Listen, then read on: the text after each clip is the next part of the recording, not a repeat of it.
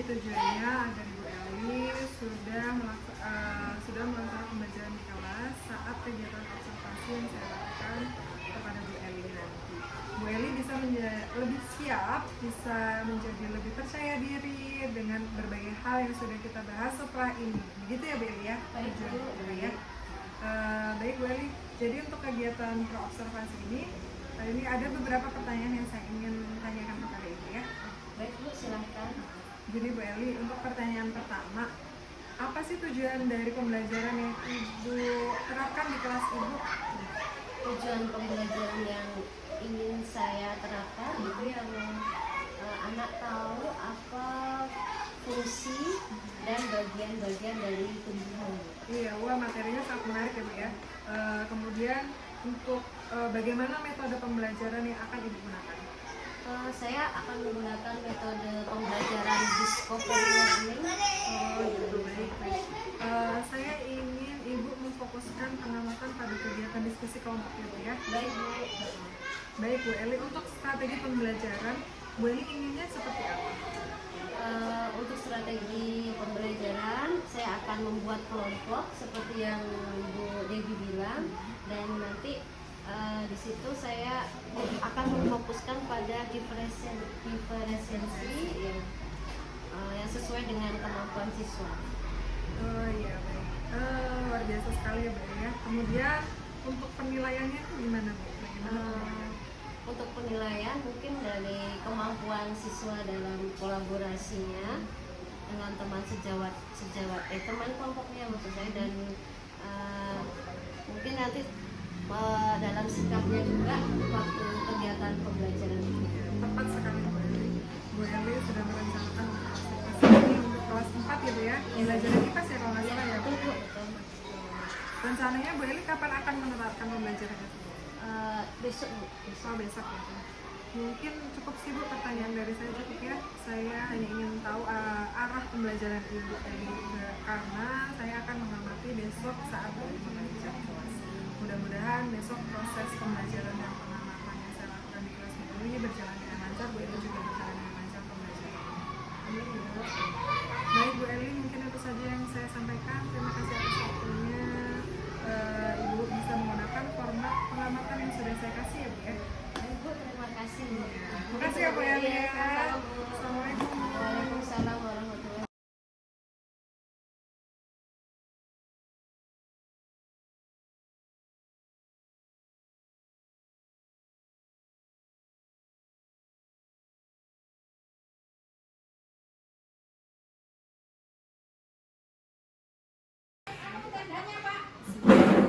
Assalamualaikum Bu Eli. Waalaikumsalam Bu Devi. Oh ya Bu Eli, kemarin udah ini ya ngajar di kelas ya. Kan sebelumnya kan kita udah observasi nih kemarin, saya sudah bertanya tentang pembelajaran Bu Eli, strateginya Bu Eli gimana dalam mengajarnya. Nah ini ada beberapa pertanyaan setelah Ibu Eli mengajar di kelas. Pertanyaan pertama, kira-kira ada kendala nggak Bu selama Ibu mengajar di kelas? Mungkin sedikit sih. Kan saya pakai waktu itu seperti yang Bu Dewi sarankan. Saya praktekkan, saya pakai saya kasih kelompok ya, berkelompok. Tapi ternyata ada beberapa siswa pas dikelompokkan itu dia yang tidak aktif. Nah, seperti itu yang mungkin jadi terkendalanya, itulah yang akhirnya kalau kita amati jadi pembelajarannya kurang aktif semua. Kemarin kan kayaknya saya lihat ya Bu, ini ya tentang pembelajaran diferensiasi kalau salah ya. Pembelajaran diferensiasi itu kan kita harus mengelompokkan anak sesuai dengan bakatnya. Itu ada yang bisa misalkan membaca, jadi tugasnya kan memang berbeda-beda. Nah menurutnya Bu Eli, kalau misalkan menemukan siswa seperti itu kurang aktif, harusnya gimana sih Bu menurut Bu Eli?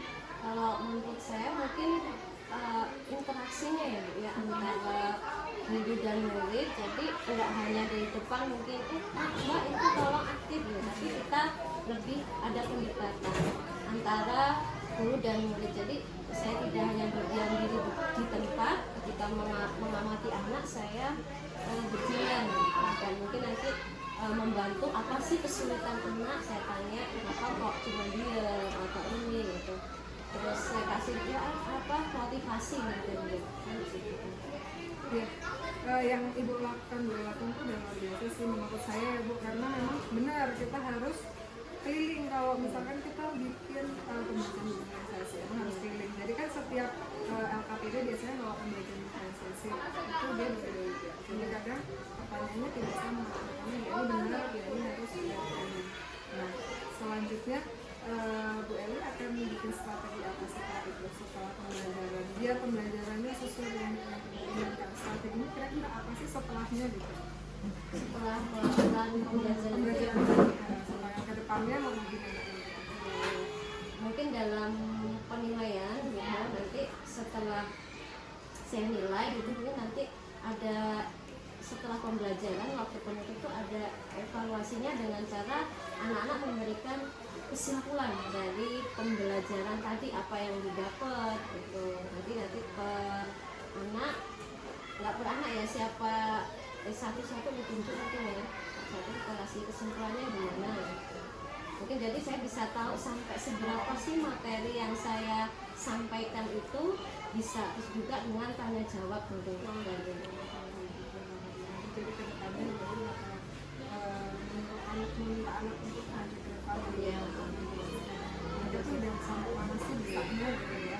Nah, terus ada kendala lain kalau selain murid yang ribut nih misalkan, atau ada kendala dari sekolah kan, misalkan apa dari muridnya apa dari muridnya, kalau dari sekolah kira-kira ada kendala nggak? Mungkin kurangnya apa ya, kurang media atau kesiapan saya itu yang kurang, karena mungkin terjadwalnya, kalau ini kan proyektor itu terjadwal ya Bu, kita nanti hari ini siapa gitu, dan pas kebetulan saya mau memakai itu ternyata ada acara yang saya tidak tahu gitu, jadi akhirnya mungkin kurang mengena ke anak gitu, kurang menariknya bisa kurang. Kalau menurut Bu Eli tadi karena proyektornya kan ada bagian masih ada jadwalnya ya, gimana sih Bu biar Ibu tuh bisa pakai proyektor loh di dalam kelas biar lebih menarik? Mungkin sebenarnya udah terjadwal ya Bu waktu itu gitu, cuman ternyata ada kondisi, ada tamu yang membutuhkan proyektor, dasarnya saya harus menyesuaikan pembelajaran dengan jadwal saya kapan tuh pakai proyektor gitu. Jadi ya akhirnya saya pakai gambar aja gitu, saya pakai karton, jadi dengan materi apa fungsi dan bagian tumbuhan saya pakai media gambar. Sudah menarik sih ya Bu ya, maksudnya untuk kedepannya juga udah tertata lah hasilnya gimana. Jadi kalau misalkan memang harus ada proyektor, jadi kita harus ngikutin jadwalnya aja gitu ya. Mungkin itu aja sih Bu Eli ya. Mungkin kedepannya nanti mudah-mudahan pembelajarannya jauh lebih menarik gitu ya. Mungkin ada ini lagi Bu, yang lain, maksudnya kendala yang lain ada nggak? Kendala enggak, tapi mungkin ya saya ucapkan terima kasih Bu, dari kemarin kita masukan dari Bu Dewi itu akhirnya saya bisa merancang gitu, dan melakukan pembelajaran itu dirancang sesuai yang seharusnya, akhirnya pembelajaran itu berjalan baik dan terencana itu lebih bagus hasilnya. Saya juga terima kasih Ibu sudah mau menjadi teman sejauh saya untuk praktek ya Bu ya. Jadi saya lihat prakteknya Ibu, saya bikin observasi dan sekarang pasca observasi saya ucapkan terima kasih atas waktunya Bu Eli ya. Mungkin kalau saya ada kurang yang ini saya minta maaf juga sama Dewi